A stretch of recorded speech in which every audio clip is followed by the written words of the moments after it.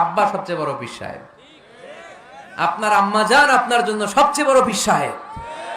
গোটা বিশ্বের সব পীর সাহেব যদি 50 বার করে কোরআন খতম দিয়ে এক গ্লাস পানির মধ্যে ফু দেয়, আর আপনার আব্বা শুধু বিসমিল্লাহ বলে যদি এক গ্লাসের পানিতে ফু দেয়, ওই গ্লাসের পানির ফুটা আল্লাহর কাছে কবুল হয়ে যাবে। এজন্য বিশ্বনবী বলতেন, জান্নাতু তাহতা আকদামি উম্মাহাতিকুম।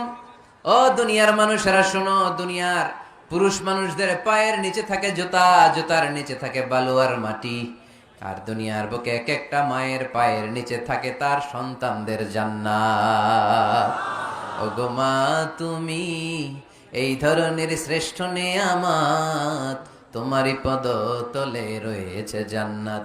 ওগো মা তুমি এই ধরনের শ্রেষ্ঠ নেয়ামত, তোমারই পদ তলে রয়েছে জান্নাত। সুবহানাল্লাহ পড়েন। কি মা, এ মারে আমরা চিনি না।